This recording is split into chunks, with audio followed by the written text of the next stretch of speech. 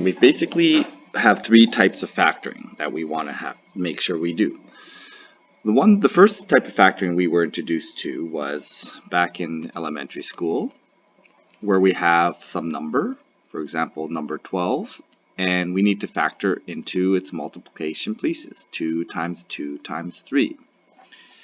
Okay, so that's one type of factoring we've done. Another type of factoring that we've been doing is this binomial factoring. So if we have something like 3a squared plus 12a, okay, something like this can be factored into. Well, we look for greatest common factor. So these pieces are not factors because they're connected with plus. So plus factoring is to do with multiplication and grouping things into multiplication. There's a very good reason why we do this. So we look for the greatest common factor. In this case here, the greatest common factor of the 3 and 12 is 3. A squared and a is going to be a. And so what's left over when we take that out of these two terms, we essentially were unfactoring or dividing, or sorry, unmultiplying or dividing. So we end up with a plus 4. So these are two types of factoring we've done so far. The third type of factoring is going to be this trinomial factoring. Okay, but when we talk about factoring, we need to factor everything. So we need to factor the numbers, we need to factor binomials, we need to factor trinomials. To check our factoring, we always just multiply out. So if I multiply this together, I get 12. If I multiply this out, I'm going to end up with 12a squared plus, sorry, it's going to be not 12a squared. 3a times a is 3a squared plus 12a, and that gives us back to what we have here. So those are two types of factoring we've done so far. And the third type of factoring is just an addition to this. So we always have to remember that when we factor, we're doing this type of factoring as well. When we factor trinomials, we need to break this up into two brackets.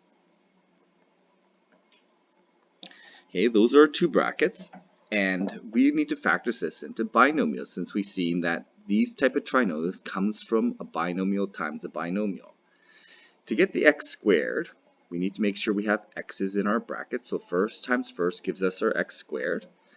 And then we need to have something that multiplies to the negative 24 and adds to the positive 5. So we have a product of 24, a sum of 5. Or in this case, because one's negative, one's positive, we're looking at a difference. So I'm going to have a plus here and a minus here. Now, when we can guess and test this, but there's lots and lots of different ways to get plus 5 by adding. Okay? However, this is where factoring is really important. There's only a few ways to get 24 by multiplication. So when we test factoring, we're always testing the products parts because there's less possibilities for products. So when we think of the numbers that multiply to 24, we can use 12 and 2. Okay, well that doesn't have a difference of 5. 3 and 8, well plus 8 minus 3 will have a sum, or when we put them together, we end up with plus 5. So I'm going to end up with plus 8 minus 3. So now this is factored, and I can always check this. Okay, this is, if we're not sure, we can always check. We can check by multiplying it out. So we get x times x, that's our x squared, plus x times negative 3. Okay, so we end up with minus 3x. 8 times x plus 8x. 8 times negative 3. We get negative 24. Yeah, that gets back to my original trinomial. So this is the correct factors. This is my length and width. So when I draw my picture, my model is always going to be a rectangle. Okay, we have our x squared area in the top left, the ones in the bottom right, and when I put in these pieces, well, it has to multiply to negative 24, add to positive 5x, so that's basically my split, is how I get the adding part. This gives me my split of the 5x, and it goes along this diagonal.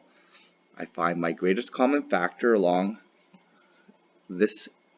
these two parts, Okay, so this is basically looking at this from the binomial factoring that we did up here.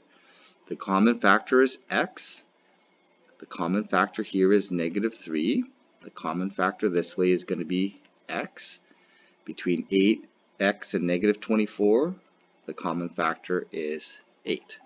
Okay, and when we talk about common factors, we're talking about the common side length. So these two rectangles share an edge of x here and x here.